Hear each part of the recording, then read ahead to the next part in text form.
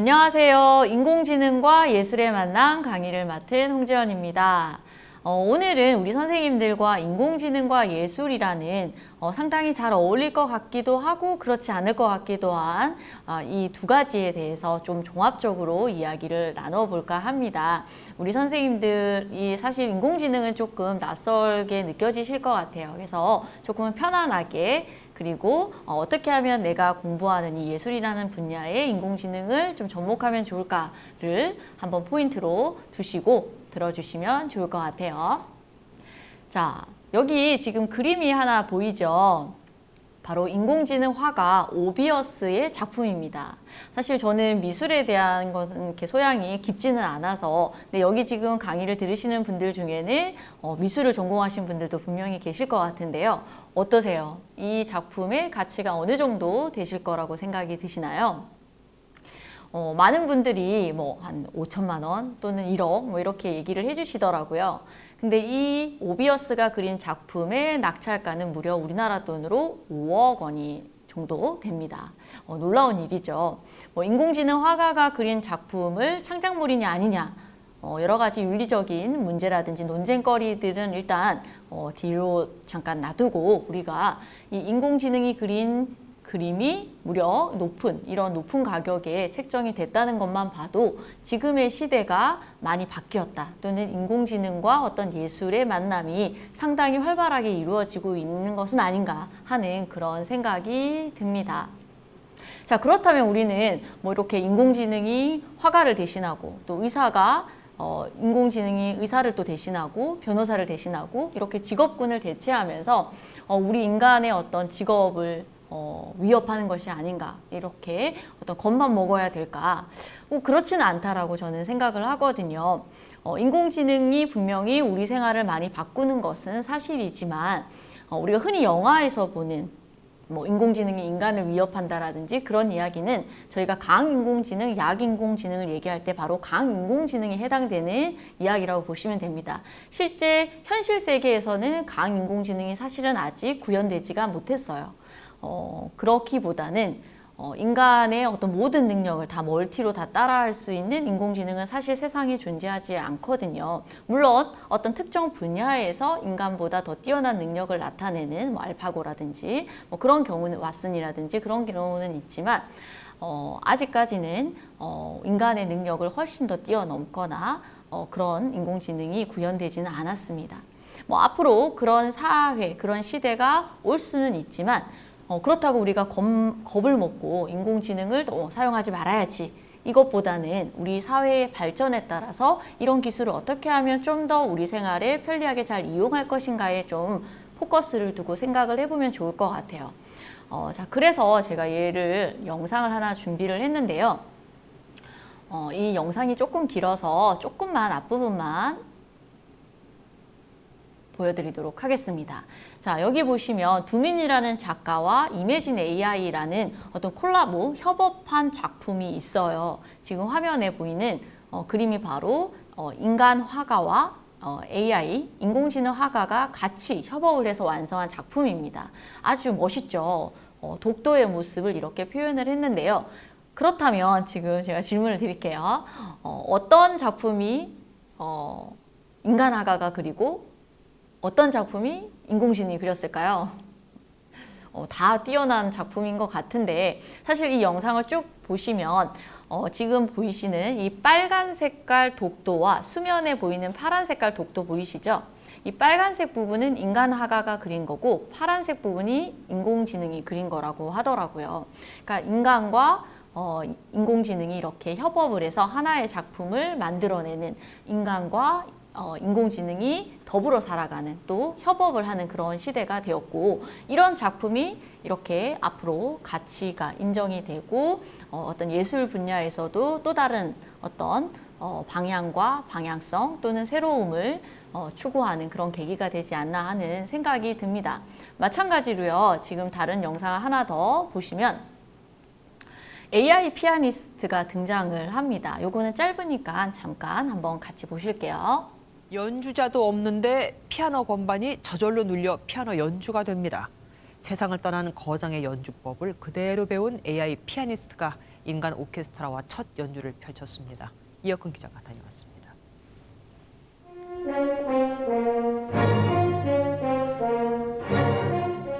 지난 1982년 세상을 떠난 피아니스트 루빈스타인의 생전 연주 모습입니다.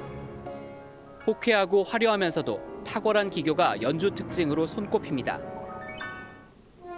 루빈스타인 사후 38년, 연주회장에 다시 거장의 음악이 울려 퍼집니다. 그런데 연주자의 모습이 보이질 않습니다. 오늘의 주인공은 인공지능, AI 피아니스트입니다. 루빈스타인의 피아노 정보만 정확하게 추출해서 그것을 정형화한 후에 자동 재생 피아노로 보내서 연주를 하게 됩니다. AI 피아니스트가 연습한 루빈스타인의 연주는 1시간도 안 되는 분량이지만 마치 루빈스타인이 부활한 것처럼 빼어난 연주 실력을 뽐냅니다. 인공지능 피아노와 인간 오케스트라의 이번 협연은 세계 최초로 진행됐습니다.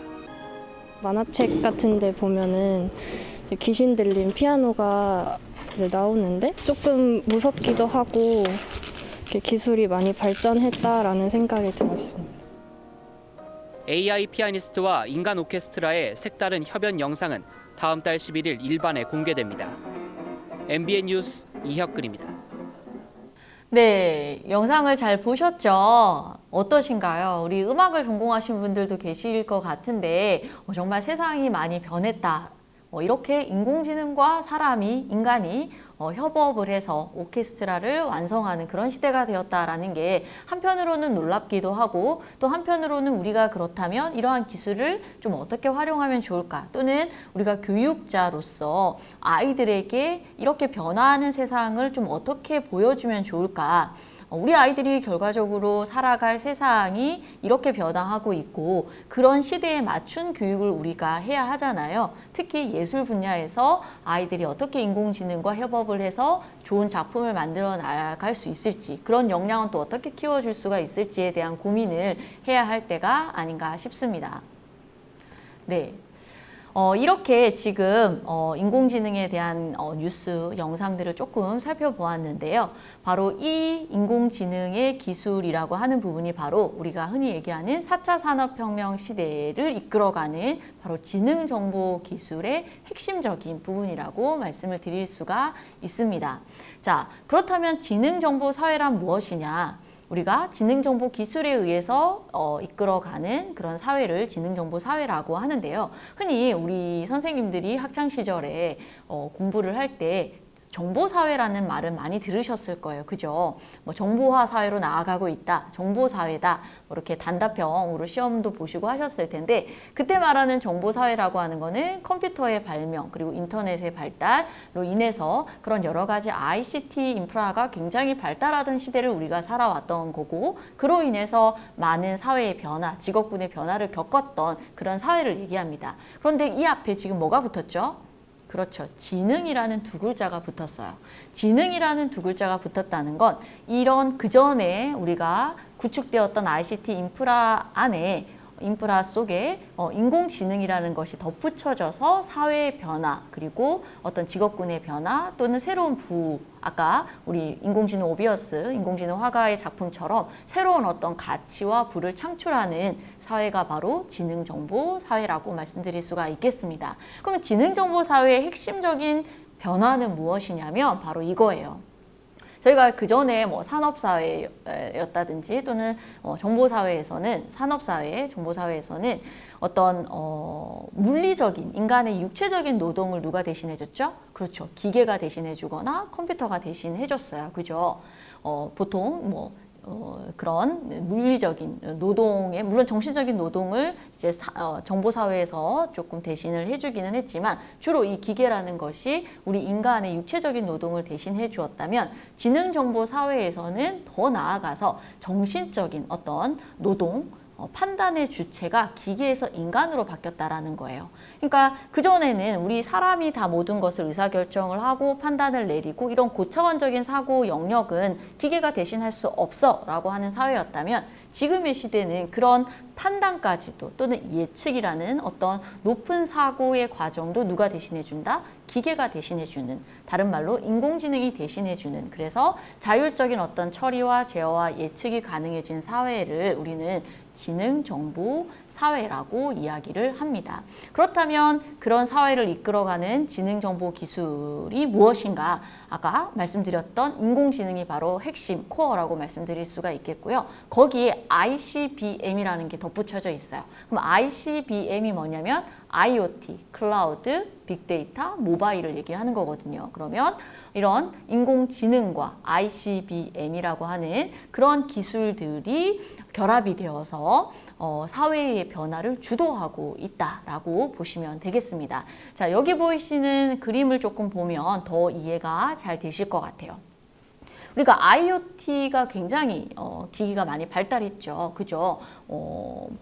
우리가 흔히 접하는 스마트폰도 마찬가지고 또는 내비게이션 또는 CCTV 또는 내비게이션 뭐 이런 뭐 블랙박스 이런 모든 IoT 기기들 또는 스마트 가전기기들 뭐 스마트 냉장고, 스마트 TV 이런 어떤 IoT 기기들의 발달로 인해서 그 전에 우리 아날로그 데이터가 주를 이루었다면 지금은 디지털 데이터가 훨씬 더 많이 생성이 되고 만들어지고 또 활용이 되는 그런 사회를 살아가고 있다라는 거죠. 그래서 그렇게 많이 만들어지는 어떤 데이터, 정보의 취합이 또 이루어질 수가 있고 거기에 덧붙여서 모바일의 발달로 언제 어디서든 내가 한국에 있지만 미국, 뭐 프랑스 어디 할 것 없이 실시간 어디로 보낼 수 있는 그런 어떤 전국구로 그런 모바일 기술의 발달로 그런 데이터들이 모이게 되고 또 마찬가지로 그런 모인 데이터들을 처리할 수 있는 빅데이터 기술이 발달을 하면서 처리가 가능해지고 거기서 유의미한 어떤 의사결정을 할 수 있는 어떤 인사이트를 얻을 수가 있게 되는 거죠. 거기에다가 우리가 인공지능의 어떤 기술들을 덧붙여서 그런 데이터를 처리한 것을 바탕으로 인공지능 모델을 만들고 만든 모델을 바탕으로 어떤 문제를 해결할 수 있는 소프트웨어를 개발을 해서 그 개발된 소프트웨어가 세상에 많은 사람들의 정신적인 노동을 대신해주는 일을 각 곳곳에서 해나가고 있다. 초연결되고 초융합되고 있는 그런 시대를 우리가 살아가고 있다라고 말씀을 드릴 수가 있겠습니다. 바로 이게 여기서 말하는 4차 산업혁명 시대의 지능정보기술이 이렇게 서로 IoT, 모바일, 빅데이터, AI, 클라우드 이런 것들이 다들 융합이 되어서 서로 시너지를 발휘하면서 세상의 변화를 이끌어가고 있다라고 이해를 해주시면 되겠습니다. 자, 이렇게 되다 보니까 이 인공지능과 결합된 많은 산업 분야들이 융합되는 모습들을 보이고 있죠. 아까 말씀드린 우리 예술도 단순히 예술로 남아있는 것이 아니라 그 예술이라는 분야에 인공지능 기술이 결합이 되어서 어떤 인공지능 화가가 작품을 만들어낸다거나 또는 AI 피아니스트가 등장을 한다거나 또는 뭐 그 예술뿐만이 아니라 각종 문화 또는 산업, 농업 할 것 없이 이런 각 산업 분야로 사회의 발전이 이루어지고 있다라고 보시면 되겠습니다. 자, 그렇다면 우리가 좀 본론으로 본질적인 질문으로 조금 돌아가서요. 과연 인공지능이란 그렇다면 무엇인가를 한번 생각을 해보도록 할게요. 인공지능이란 말 그대로 인간의 지능을 흉내낸 시스템이라고 보시면 돼요. 인간의 지능을 구현한 또는 흉내낸 소프트웨어 프로그램이다 라고 생각을 해주시면 됩니다. 좀 다른 말로 풀이를 하자면 인간의 어떤 학습 능력 또는 추론 능력 또는 지각 능력 등을 인공적으로 구현한 컴퓨터 프로그램 이런 것을 다 포함한 컴퓨터 시스템을 우리는 AI 또는 인공지능이라고 얘기를 합니다. 즉 컴퓨터는 컴퓨터인데 인간처럼 사고하고 행동하는 컴퓨터가 기술이 이렇게 발달하고 있다라고 이해를 해주시면 될 것 같아요. 자, 그렇다면 우리가 조금 또 얘기를 나눠볼 게 바로 인공지능, 이것이 인공지능이다. 얘가 인공지능을 가졌다. 라고 판단할 수 있는 어떤 근거가 무엇일까? 네 가지 범주로 생각을 해볼 수가 있습니다. 인공지능에서 말하는 지능의 범주를 네 가지로 이야기를 할 수가 있는데요. 그 첫 번째가 바로 문제 해결입니다. 문제 해결. 우리가 우리 선생님들 아이들하고 수업하실 때도 아이들한테 어떤 문제를 주시죠. 그러면 아이들이 그 문제를 나름의 방법으로 또는 생각을 해서 해결해 나가고 또 해결을 해내잖아요. 그런 과정을 수업을 하시는데 인공지능 아까 말씀드렸던 인간의 지능을 구현한 컴퓨터가 어떤 문제를 해결해 나간다라는 거죠. 스스로.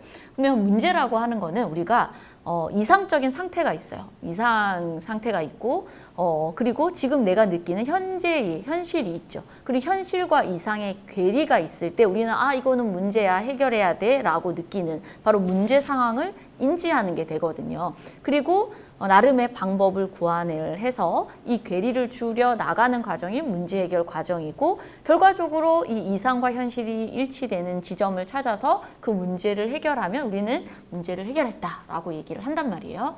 그렇다면 인공지능 그 컴퓨터 시스템이 어떤 문제 상황을 인지를 하고 그 문제를 스스로 해결해 나가기 위한 그런 과정들이 있다면 그 컴퓨터 시스템은 그 기계는 인공지능을 가졌다라고 볼 수 있다라는 이야기가 되겠습니다. 네, 그게 첫 번째 인공지능에서 말하는 지능의 범주가 되겠고요. 두 번째 지능의 범주는 바로 논리적인 추론 과정이 있다라는 겁니다. 이거는 뭐냐면 우리가 쉽게 생각하면 챗봇의 예를 조금 들어보면 좋을 것 같아요. 요새 우리 선생님들 챗봇 상담이라든지 굉장히 많죠. 그렇죠? 뭐 전화를 해도 어떤 챗봇으로 연결이 된다거나 또는 어떤 어플리케이션을 이용할 때도 챗봇 상담을 이용하는 경우가 많은데요. 그 챗봇의 원리를 조금 들여다보면 우리가 어떤 음성이라든지 또는 텍스트로 질문을 하죠. 예를 들어 나는 이 물건을 반품하고 싶어요 라고 문장을 이야기하거나 텍스트로 쳤을 때 그것에 반응하는 인공지능이 이 사람이 말한 그 발화의 핵심 코어를 찾아내요. 아까 말씀드렸던 제 문장에서의 핵심 코어는 반품이라는 단어겠죠. 그러면 그 반품이라는 단어에서 나름 논리적인 이 사람은 반품을 하고 싶은 사람이구나 라고 대화의 의도를 파악을 합니다. 그리고 그러니까 논리적인 추론을 한다라는 거죠. 이 사람은 반품을 하고 싶은 사람이야. 그러면 거기와 관련된 이제 대답을, 응대를 상호작용을 해주는 거죠. 그런 논리적인 어떤 추론 과정이 그 안에 시스템 안에 포함이 되어 있다면 이것은 인공지능을 가진 거야, 지능을 가진 거야 라고 판단할 수 있다는 게 두 번째가 되겠고요.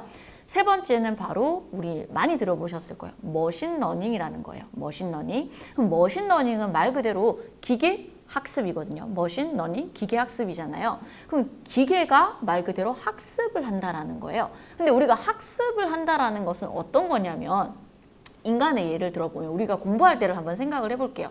인간이 공부를 한다는 건 예를 들어 책을 통해서 어떤 문장을 읽어 나가면서 그 속에 담겨 있는 지식을 획득을 하는 과정이 바로 우리가 학습을 하는 과정이듯이 이 기계가 어떤 데이터를 주면 그 데이터 속에서 어떤 핵심, 어떤 특징들을 추출해내서 뭔가를 판단할 수 있는 상태가 된 것을 우리는 학습을 했다라고 표현을 해요. 그럼 기계가 학습을 했다. 머신러닝 모델이 완성이 됐다라는 거는 어떤 데이터를 바탕으로 그 데이터 안에서 찾은 특징으로 뭔가를 판단할 수 있는 상황이 됐다라는 거죠. 조금 쉽게 예를 들어 말씀을 드리면 기계한테 우리가 사과 그림을 보여줘요. 사과라는 이름을 써서 이렇게 생긴 거는 사과야. 이렇게 생긴, 그럼 사과도 사실 모양이나 색깔이 다양하잖아요. 이렇게 생긴 것도 사과야. 이렇게 생긴 것도 사과야 라고 기계한테 보여줘요. 그러면 그 기계는 이렇게 생긴 나름의 특징을 그 안에서 추출을 해서 이렇게 생긴 것이 사과구나 라는 학습을 하게 돼요. 그럼 우리가 한 번도 학습을 시키지 않는 새로운 모양의 사과를 보여줘요. 그리고 이게 뭐지? 라고 했을 때 얘는 이렇게 생긴 거는 사과야 라고 판단할 수 있어요. 이게 바로 인공지능의 머신러닝의 한 방법이에요. 그러니까 기계를 학습시키는 방법이 여러 가지가 있는데 그 중에 하나가 바로 제가 방금 예시로 드린 그런 방법으로 기계를 학습을 시킬 수 있다는 거죠.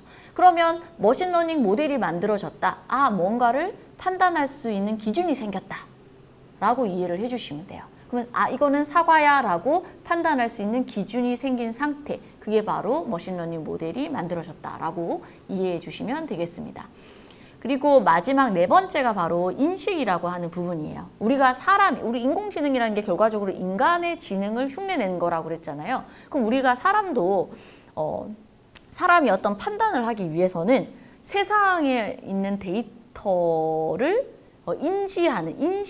인식하는 과정이 필요하죠. 예를 들어서 눈을 통해서 저는 지금 우리 선생님들을 이렇게 바라본다든지, 그러면 제가 눈을 통해서 지금 앞에 있는 선생님들의 어떤 얼굴의 모양 또는 표정을 가지고 나름 데이터를 인식을 하게 되고, 인식된 이 데이터가 제 뇌로 가서 나름의 처리를 하겠죠. 우리 선생님들이 지금 되게 열심히 듣고 계시는구나 라고 처리를 하면 제가 또 이렇게 기쁜 마음으로 또 입을 통해서 출력이 되는 어떤 제어를 하는, 제 행동을 제어하는 그런 과정이 인간이 되듯이 우리 인공지능도 마찬가지로 카메라라든지 센서라든지 이런 걸 통해서 어떤 사물을 인식하고 사람의 얼굴을 인식하고, 그래서 이 사람은 마스크를 착용했어 라고 판단을 하면 통과를 시켜주는, 또는 이 사람은 마스크를 착용하지 않았네, 당신은 통과할 수 없어요 라고 판단을 내리고 행동을 하는 그런 게 가능하다라는 거죠. 그래서 인식이라는 것이 가능하다면 그것도 역시 그 시스템은 인공지능을 가졌어 라고 이야기를 할 수 있다라는 겁니다. 근데 이것도 방금 제가 네 가지를 크게 말씀드렸는데 다 따로따로 있는 것이 아니라요. 아까 우리가 4차 산업혁명 시대의 여러 가지 기술들도 서로 연결이 되면서 시너지를 발휘하고 어떤 세상을 바꿔가듯이 방금 말씀드린 이 인공지능에서 말하는 지능도 이렇게 단절적이기보다는 서로 연결이 다 되어 있어요. 인식을 먼저 하고 세상에 대한 정보를 카메라, 센서를 통해서 인식을 하게 되면, 예를 들어서 자율주행 자동차 같은 경우에 자율주행 자동차가 차선을 인식을 하고 사람이 오는지를 인식을 하잖아요. 그런 걸 통해서 세상에 대한 정보를 인식을 하면 이제 학습한 걸 바탕으로 차선은 넘어서는 안 돼, 또는 사람이 오면 치어서는 안 돼라고 학습된 모델을 바탕으로 사람이 오면 끼익 하고 서게 되는 거죠. 그렇죠? 그러면 학습한 걸 바탕으로 사람이 올 때는 치어서는 안 된다라는 어떤 판단과 추론을 하게 돼서 끼익 서게 되는, 문제 해결을 하게 되는 그런 일련의 과정들이 다 이 속에 포함이 되어 있다라는 겁니다. 즉 이런 인공지능이라고 하는 것이 인식, 학습, 추론, 어떤 문제 해결이 다 서로 연결이 되어서 어떤 세상의 문제를 해결해 나가는 모습으로 나타난다라고 이해해 주시면 되겠습니다. 자, 그래서 우리는 다시 돌아와서요, 교육에 대한 이야기를 조금 해보고자 합니다. 자, 이렇게 사회가 변하고 있다 보니까, 사회가 변하니까 당연히 이런 사회를 살아갈 우리 아이들에 대한 교육도 이쪽 방향으로 나아갈 수밖에 없게 되죠. 왜? 이 사회를 잘 살아갈 수 있는 역량을 키워줘야 되니까. 그럼 이 아이들이 인공지능은 뭐야? 인공지능이 세상을 이렇게 바꾸는구나. 나는 미술을 하고 싶은데 내가 하고 싶은 이 미술에서 이런 인공지능 기술도 이용할 수 있겠구나 라고 생각할 수 있는 그런 역량이 우리 아이들한테 필요하다라는 거죠. 즉 인공지능과 교육의 만남, 즉 인공지능에 대한 교육이 이루어지고 있다라는 말씀을 드리고 싶어요. 그래서 우리가 작년에 사실 코로나 때문에 사실 굉장히 힘드셨을 것 같아요. 학교도 힘들었고, 또 학교로 이제 강의를 나오시는 여러 방과후 선생님이라든지 우리 창의적 체험 활동에 또 이렇게 문화예술 쪽 강의로 들어오시는 연극을 하시는 강사님이라든지 이런 분들이 상당히 어려움을 겪으셨죠. 그렇죠? 왜냐하면 온라인 상황에서 모든 것이 바뀌다 보니까 이걸 어떻게 교육을 해야 돼? 라고 하면서 많이 바뀌어서 또 어떤 분들은 또 그런 변화에 발맞춰서 온라인 수업을 준비하셔서 하셨을 테고, 또 어떤 분들은 아직은 내가 온라인 교육을 하기는 조금 어려움이 있어서 사실은 강의를 많이 못 다니셨거나 교육을 실천하지 못하신 분들도 많이 계셨을 것 같아요. 근데 그런 와중에 그렇게 세상이 또 막 한 단계 코로나로 인해서 변화하는 와중에 지금 보이시는 이런 페이퍼들이 발표가 됐습니다. 이 문서들이 뭐냐면 바로 앞으로의 세상은 인공지능 사회로 갈 거야. 그래서 우리는 인공지능 교육을 이렇게 순차적으로 할 거야 라는 그런 페이퍼들이 발표가 되었습니다. 이 내용들을 조금 보시면 그 안에 인공지능 교육이란 무엇이다 라는 정의도 나와 있어요. 뭐라고 나와 있냐면 이런 인공지능과 함께 살아가는 데 필요한 가치 그리고 삶의 방식을 배우는 교육이 인공지능 교육이다. 아까 제가 말씀드린 우리 아이들이 인공지능은 이런 거구나. 내가 음악을 전공하고 싶은데 이 음악에 인공지능을 이용해봐도 좋겠어 라고 생각할 수 있고 또 그러한 기술들을 배워나가면서 어떤 자기가 갖고 싶은 꿈에 접목해 나가는 그런 교육을 해나가는 게 바로 인공지능 교육이다 라고 이해를 해주시면 좋을 것 같고요. 어떤 형태로 나오냐면 이렇게 초등학교 1학년부터 4학년까지는 ICT 활용 교육을 좀 더 체계적으로 하고 5, 6학년 친구들은 정보와 AI 교육을 앞으로 하겠다라는 거예요. 사실 지금의 교육과정, 2015 개정 교육과정인데요. 지금의 교육과정에서는 인공지능 교육은 사실 없어요. 그죠? 우리가 소프트웨어 교육은 있습니다. 소프트웨어 교육은 있지만 인공지능 교육은 없어요. 근데 앞으로 바뀌게 될 2022 개정 교육과정이 고시가 되면 한 2025년 정도에는 전국의 초등학생들이 모두 인공지능 교육을 받게 되고 중학교, 고등학교도 마찬가지로 특히 중학교는 정보 수업 시간대 고등학교는 또 선택 과목으로서 이렇게 인공지능 교육을 앞으로 해나가게 될 것이고 이런 교육의 변화도 우리 선생님들이 알고 계셔야 나중에 학교로 강의를 나가시거나 방과후 수업을 하실 때 이런 부분들을 충분히 접목을 하고 고려를 하셔서 또 배우셔서 강의도 해나가실 수 있을 거라는 생각이 듭니다. 그래서 보시면 지금 학교 급별 AI 교육의 내용과 범위 기준이 있는데요. 예를 들어 초등학교에서는 AI를 어떻게 가르칠 것이냐 놀이와 체험 중심으로 가르쳐서 우리 아이들에게 인공지능 소양을 길러줄 거야 라는 방향으로 나아가고 있고요. 중학교에서는 AI 원리의 이해와 실생활에 적용을 하는 방향으로 나아갈 거야. 또는 고등학교는 조금 더 이제 또 고등학교는 사실 이제 진로교육과 직업교육과도 밀접한 연관이 있기 때문에 AI 원리 습득이나 교과 융합 쪽으로 이렇게 실제적인 어떤 문제 해결까지도 완전히 나아가는 형태로 이렇게 예상이 되고 있습니다. 그래서 지금 제가 이번 시간에는 이제 마무리 단계로 이제 놀이를 통한 AI 교육이 어떤 모습인지 또는 체험을 통한 AI 교육의 모습은 어떤 건지를 간단하게 사례 중심으로 말씀을 드리고 이 다음 시간에 좀 더 구체적인 사고력을 키우는 AI 융합 예술 교육은 이렇게 하면 좋겠어요 라고 말씀을 드리려고 해요.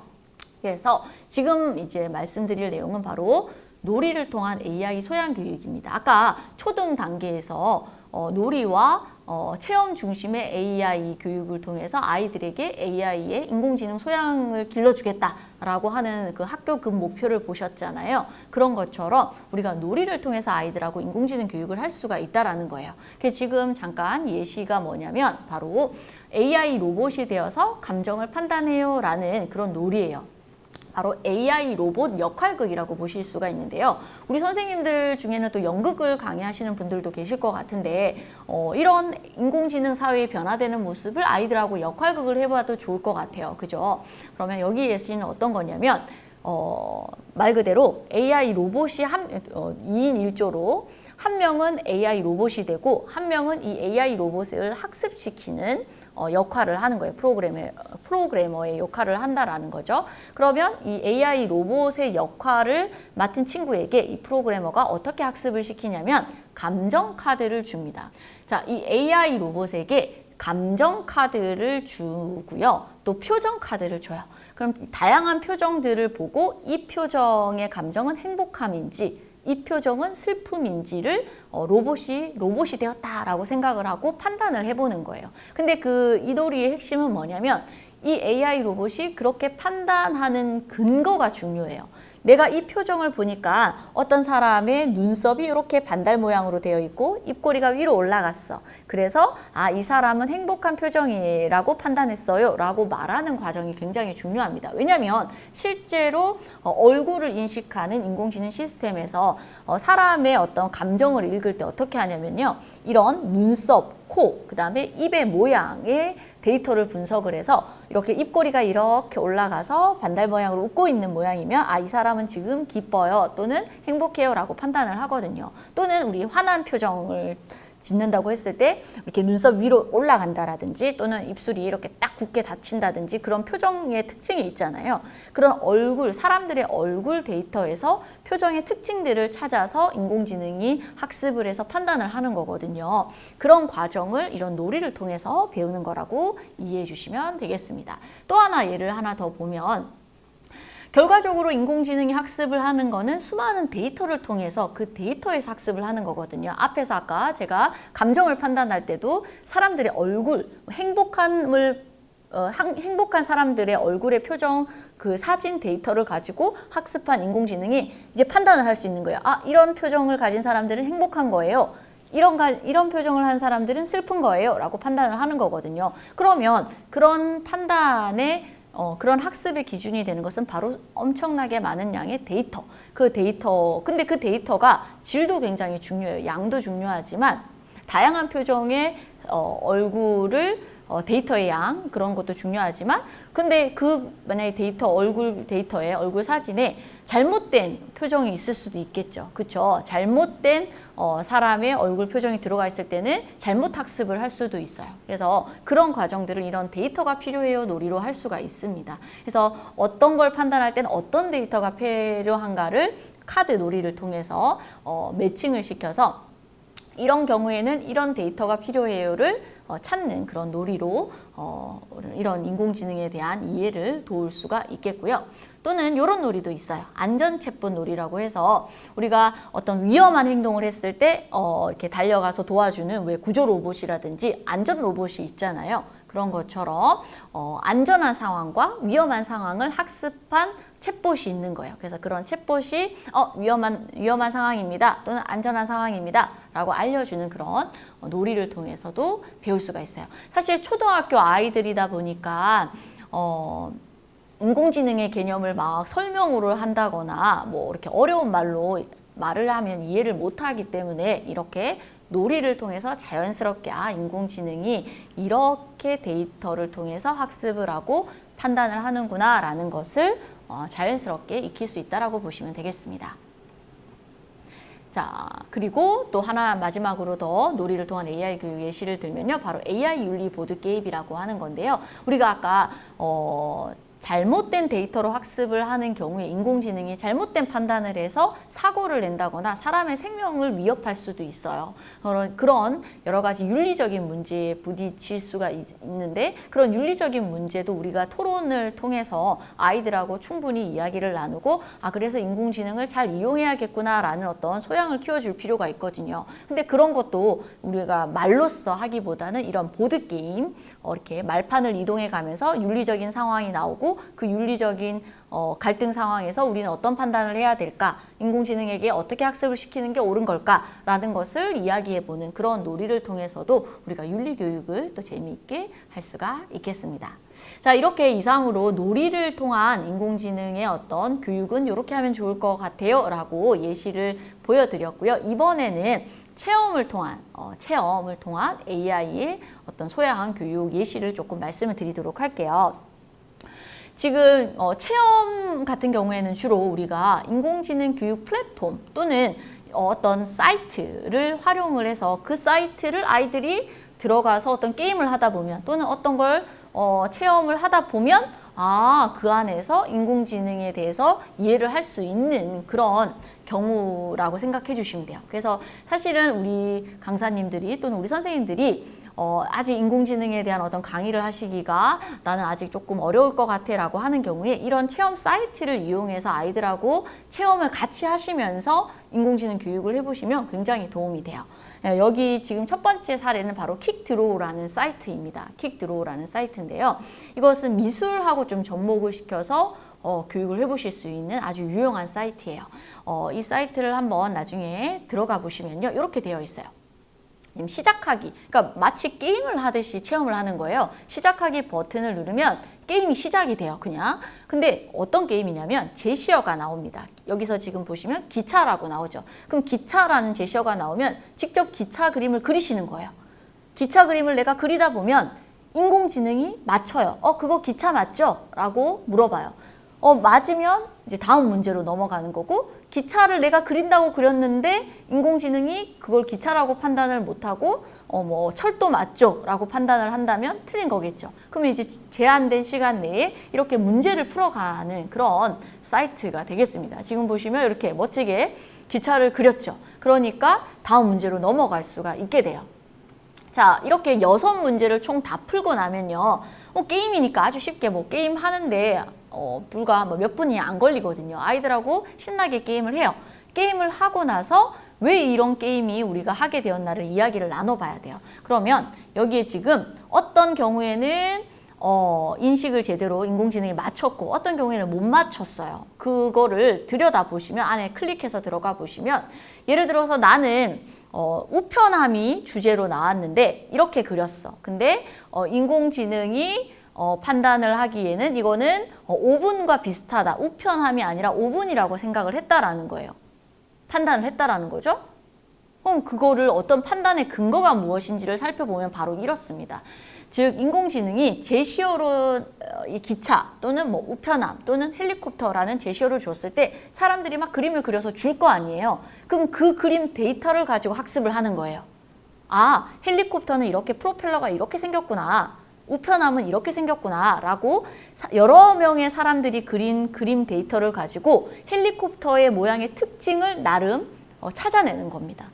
근데 내가 그린 그림이 그 특징에 맞지 않게 그리면 얘가 판단을 못하는 거고요. 내가 그린 그림이 인공지능이 이미 학습한 그런 여러 데이터를 통해서 비슷하게 그렸다면 얘가 맞출 수가 있는 거죠. 자, 이걸 통해서 우리는 아이들하고 어떤 얘기를 해볼 수가 있냐면요. 인공지능이 이렇게 사람들의 데이터를 통해서 학습을 하는구나. 그리고 우리가 그려준 그림 속에서 그 사물의 핵심적인 특징을 추출을 하는구나. 예를 들어 헬리콥터는 이렇게 프로펠러가 있다. 그리고 낄주가 뒤에 꼬리가 있다. 이런 특징들을 나름 찾아서 헬리콥터라는 사물을 판단할 수 있는 기준을 세우고 그 기준에 따라서 어떤 걸 판단해낸다라는 것을 우리가 아이들하고 이야기를 나눠볼 수 있는 거죠. 그러니까 이런 체험 도구, 체험 사이트를 이용하면 아주 재미있고 또 쉽게 교육을 해나가실 수 있어요. 또 하나 예시를 더 알려드릴게요. 바로 구글 아트앤컬처라는 앱입니다. PC로도 PC 웹 버전도 있어요. 근데 이제 웹으로 들어가시면 PC로 여기에 들어가시면 우리 굉장히 이게 1000개가 넘는 굉장히 다양한 어떤 컨텐츠, 미술과 관련된, 예술과 관련된 문화 컨텐츠들이 이 사이트에 들어가시면 보실 수가 있어요. 온라인 박물관이자 온라인 미술관이라고 생각을 하시면 돼요. 그래서 굉장히 많은 데이터를 감상하실 수도 있는데 우리가 아이들하고 체험할 때는 태블릿 또는 우리 이제 스마트폰에서 이 구글 아트앤컬처 어플리케이션을 설치를 하시면 굉장히 재미있는 체험을 쉽게 하실 수가 있어요. 구글 아트앤컬처 앱을 설치를 하시고 여기 지금 보면 사진 모양의 버튼을 누르라고 되어 있죠. 사진 모양의 버튼을 눌러주시면 여러 가지 체험을 할 수 있는 것들이 나와요. 그 중에서 뭐 아트 필터라든지 아트 트랜스퍼라든지 아트 셀피 뭐 이렇게 등등이 있는데 그 중에서 예를 들어서 아트 트랜스퍼를 한번 예를 들어서 말씀을 드릴게요. 거기에 들어가시면 내가 직접 바로 사진을 촬영하거나 또는 내가 찍어 놓은 앨범 속의 사진을 이용해서 유명 화가의 화풍으로 바꿔줘요. 그림을. 그러면 인공지능이 유명 화가의 그림의 어떤 특징을 찾아서 학습을 한 거예요. 그래서 내가 찍은 사진을 그 사람, 그 화가의 화풍으로 그 작품을 바꿔주는 거죠. 아이들하고 굉장히 간단하게 체험을 하실 수 있어요. 예를 들어 지금 제가 여기 보이는 사진은요. 일출, 아침에 그 동해의 일출 모습이에요. 1월 1일 날 동해의 일출 모습을 제가 찍은 사진을 지금 보시면 방고흐의 어떤 스타일로 제가 지금 바꿔본 거예요.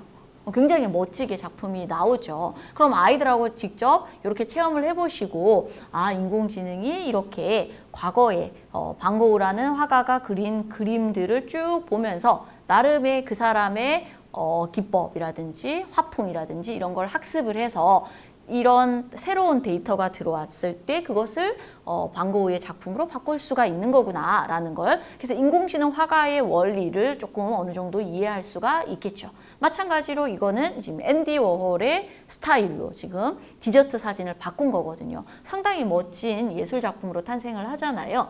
우리 예술 강사 선생님들, 특히 이제 미술 쪽과 관련 강의를 많이 하시는 분들은 이렇게 아이들하고 간단하게 이런 어플을 설치하고 아이들이 찍은 사진을 예술 작품으로 바꿔보는 체험, 그리고 온라인 갤러리를 할 수도 있어요. 아이들이 바꾼 작품들을 패들렛 같은 데 공유를 해가지고 온라인 상에서 아이들하고 같이 작품을 감상하시는 것도 굉장히, 저는 이렇게 수업을 했을 때 아이들이 반응이 좋았거든요.